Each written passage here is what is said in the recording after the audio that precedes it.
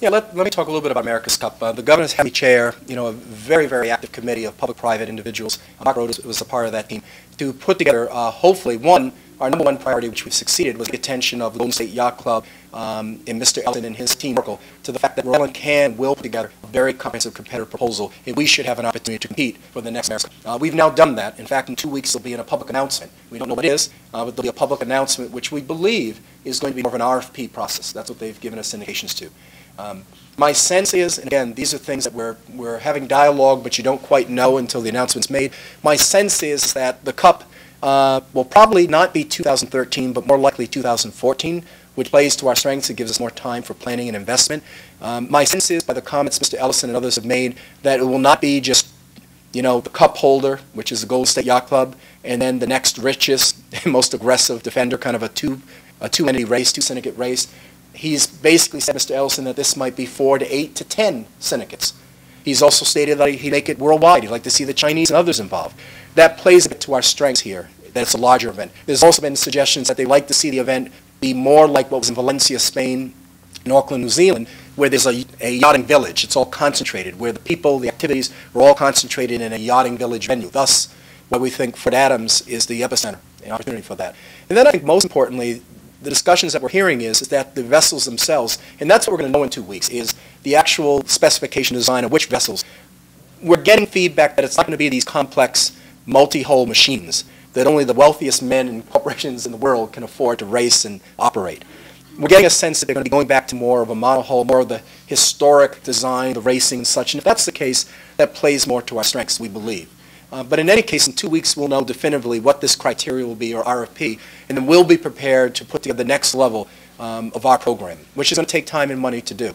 Now, where do we stand in all of that, and what do we believe our assets are? And I'm going to be very clear here, because I get people call me, they tell me, they stop me and tell me this. I've heard this more than I need to hear anymore. We've got the best weather, the best sailing environment, the best waters, we've got the best history. You know what? Mr. Ellison and his crew have sailed here, they've been here, they know it, they've been there, done that. They don't need to know that. Any sailor, and I don't even sail. I've learned all of this. I don't sail, I don't golf, I just work, I go home. But I got to tell you something. Okay. Everybody and anyone that sails knows those assets here in Rhode Island. That is not going to get us the America's Cup. What he also knows is, and that's why the Volvo Cup, unfortunately, we were not able to land that asset.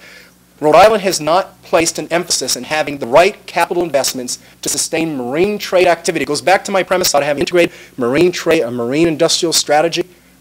We have not maintained the basic upland and marine service assets, the shipyards, the land-based assets, the travel lifts, the docks, the facilities, all the things that are necessary, we don't have. You go back to 1983, the last time the Cup was here. Look at the number of working shipyards and assets that we had in Newport alone in 1983, and take a walk down Thames Street today. So what we need to do going forward is not talk about what everyone knows. We need to step forward, put our money where our comments are, and build competitive world-class marine assets. And that's docks, that's bulkheads, it's facilities, it's upland, and all the amenities to support that. So our goal is to take what I think is one of our great assets, Fort Adams State Park. And that is a public asset. It's owned by the state, managed by Fort Adams Trust.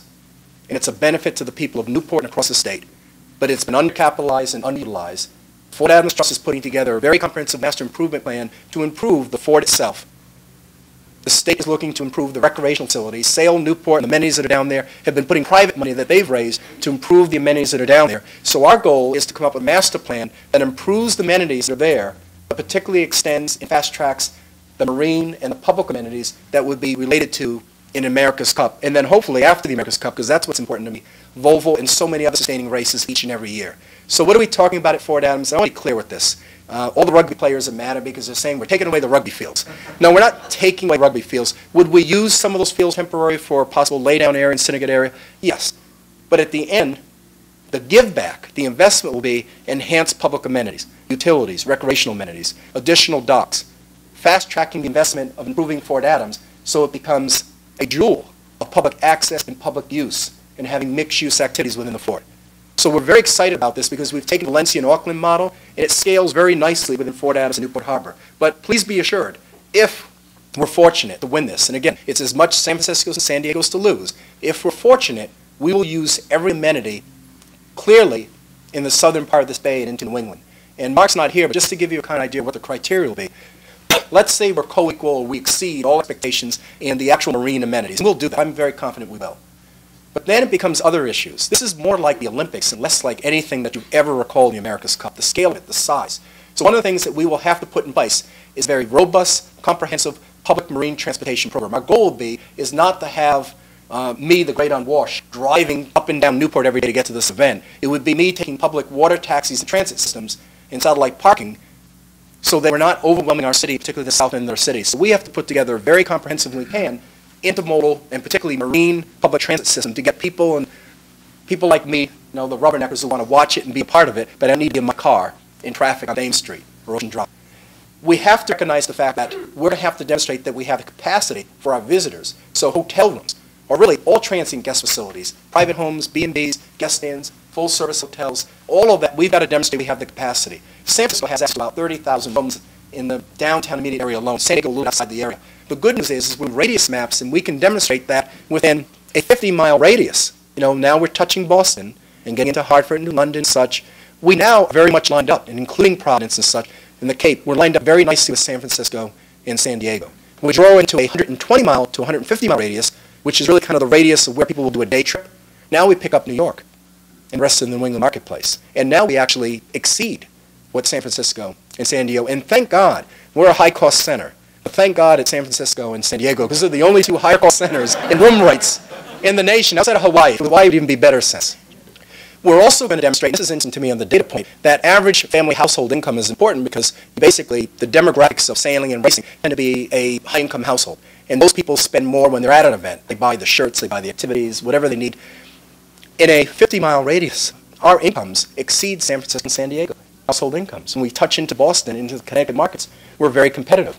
And then when you talk about the corporate market, because this is as much a corporate support, corporate sponsorship, it's not going to be the wealthiest men in the world paying for this. They'll pay, but they're not going to be expected to pay at the level that's required. It's the corporate sponsorships. And then the Northeast Corridor here has a much stronger anchor in those sponsorships. And then the final piece is we're just closer to the European market. When this race is running in the afternoons, that's prime time Europe. When you're running those races in the afternoons on the West Coast, everyone's asleep. So to have a live, and that's what we want. We want live, we want interactive. It's the East Coast. And then the final piece, because I know Jody wants to get me out of here, and this is a real advantage. This is an advantage, is these vessels, which are finely tuned machines, but for the most part are going to be barged over. You could barge from Europe to Quonset and then have it towed down to Newport for setup in a few weeks, within a month. It'll take you months from Europe and then over to the West Coast, and the cost and time associated with that. So we have a lot of inherited advantages, but the advantages have to be, we've got to make it absolutely clear to Team Oracle and Mr. Ellison that we're in this for real, and we're willing to make significant investments in public institutions and assets like the Fort to have permanent amenities that compete at that level. So I will be there. They just got to give us the chance in 2 weeks to make this offer. Again, 2 weeks from now, I hope I'm in a position with the governor to announce that we have a shot.